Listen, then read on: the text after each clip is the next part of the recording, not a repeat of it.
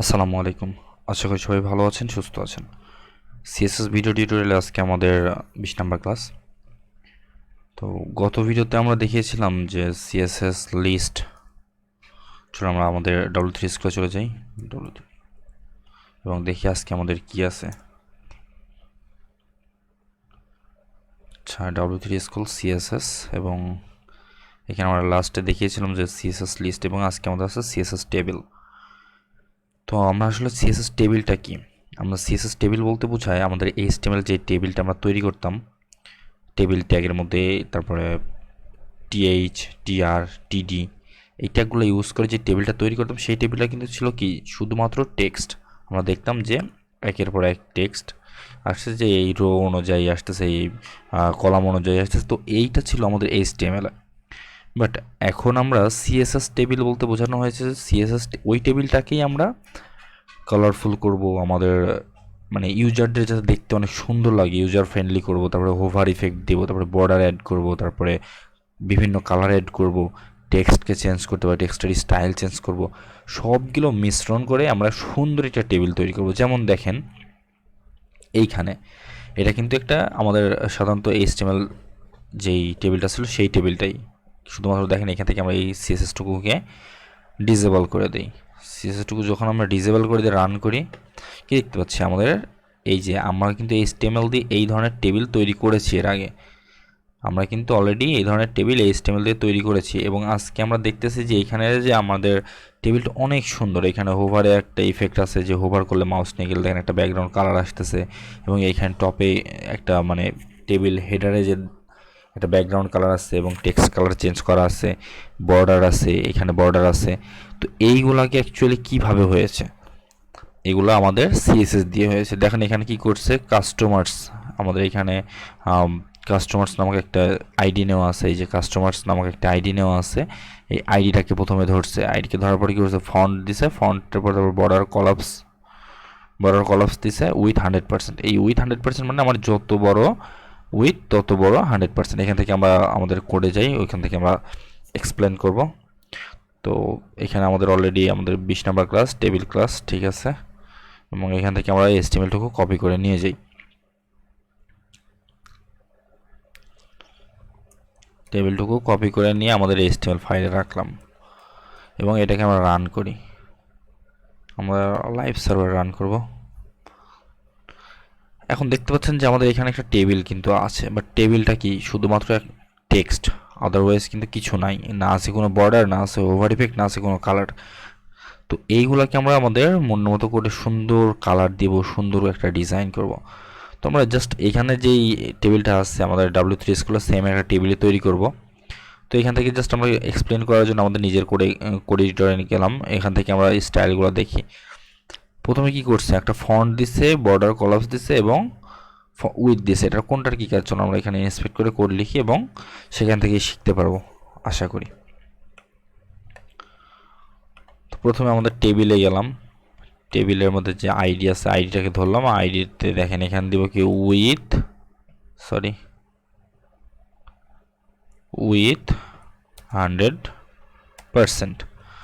100% দেওয়াতে আমাদের কী হলো, আমাদের প্রত্যেকটা মানে পুরা যে টেবিলটা ছিল, ছোট একটা টেবিল ছিল যা এই পর্যন্ত ছিল, সেটা এখন পুরা উইথ নিয়ে নিছে, পুরা 100% হয়ে গেছে। এখন এখানে ফন্ট ফ্যামিলি দিব, ফন্ট ফ্যামিলি তাহলে এখানে সেন্সারিফ বা যা দেখেন এখানে চেঞ্জ করতে পারবো, কিন্তু আমরা মনোস্পেস, নান, হার্বার্ট, সানসারিফ রাখলাম মনে করেন। এখন সেন্সারিফ রাখলাম এবং উইথ দিলাম 100%। আর কি দিতে পারি, বর্ডার কলাপস, কি দেব, কলাপস রিভার্ট, তো বর্ডার কলাপসই দিলাম। এখানে কি আছে দেখেন, বর্ডার কলাপস আছে। আচ্ছা, তারপরে দেখেন এখানে কি করছে, বর্ডার টিডি এবং বর্ডার টিএইচ এর মধ্যে বর্ডার সেট করছে। তো এইটার মধ্যে আমরাও তাই করব। আচ্ছা, আমরা আমাদের এখান থেকে আমাদের কোডেই যাই, ওখানে আমরা সিএসএস লিখলে দ্রুত হবে এবং বুঝতে সুবিধা হবে, বিকজ আমাদের এখানে আমরা প্রত্যেকটার জন্য ক্লাস ডিফাইন করা নেই। তো এখানে দেখেন আমরা কি করব, প্রথমে বর্ডার টিএবিএলই টেবিলের মধ্যে যা আছে টিএইচ আছে এবং সরি টেবিলের মধ্যে টিডি আছে, টিএইচ না টিআর আছে, টেবিলের মধ্যে টিআর আছে। আচ্ছা, border 1 pixel solid triple D. চলুন দেখি এবার আমাদের ভিউটার কি অবস্থা। এই যে দেখেন এখানে কিন্তু আমাদের কি হচ্ছে, প্রত্যেকটাতে বর্ডার চলে আসছে। এবং আমরা আর একটা জিনিস দিব, এবং টিএইচ, আচ্ছা টেবিল টিআর না দিয়ে টিডি দিই, টিডি দিলাম। এবার দেখেন আমার কি হচ্ছে, লেফট রাইট টপ বটম চারিদিকেই বর্ডার হয়ে গেছে। আচ্ছা, সব দিকে যখন বর্ডার হয়ে গেছে, তাহলে আমাদের এখন সেকেন্ড কি কাজ আছে। সেকেন্ড এখানে কি করছে,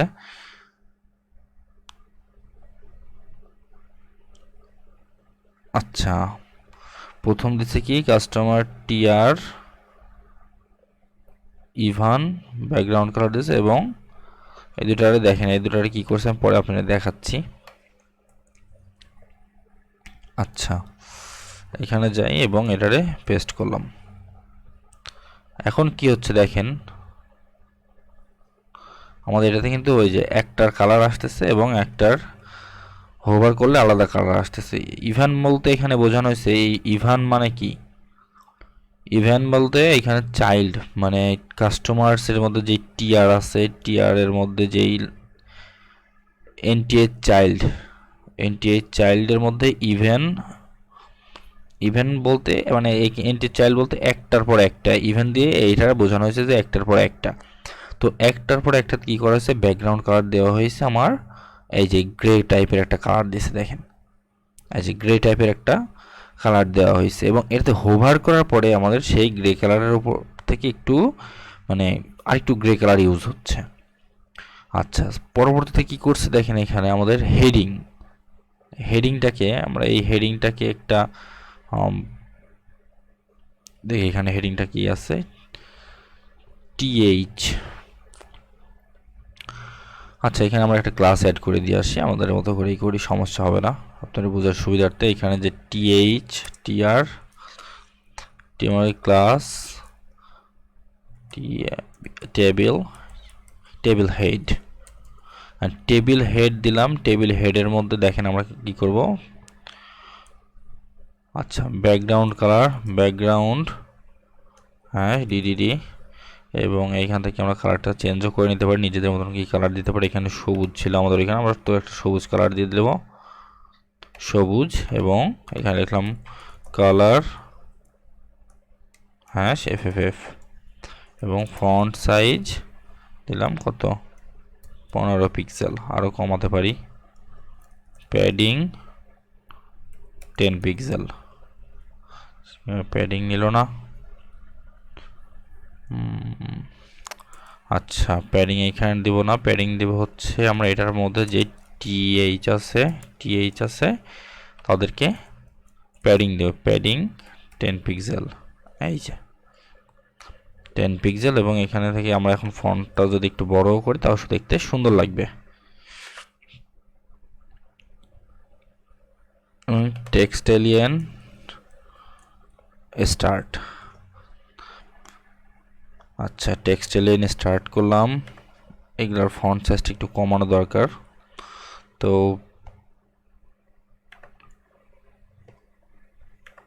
টেবিল, তার মধ্যে আছে কি টিআর টিডি, font size 10 pixel, padding 5 pixel, padding 5 pixel.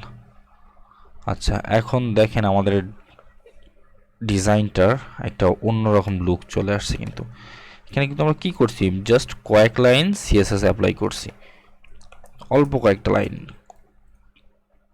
কোনো সময় নাল সিএসএসগুলো রাখবেন না, এই সিএসএসগুলো মানে খুব বাজে, অযথা রাখা। আপনার CSS file always neat and clean রাখতে হবে, কারণ যত ক্লিন আপনি ডিজাইনটা রাখবেন তত আপনার জন্য ভালো।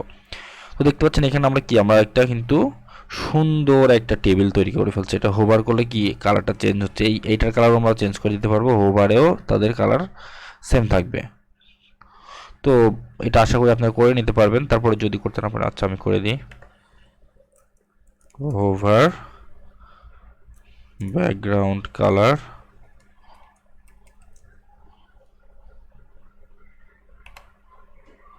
যে কালার ছিল সেই কালারই। এই দেখেন এখন তাও কালার চেঞ্জ হয়।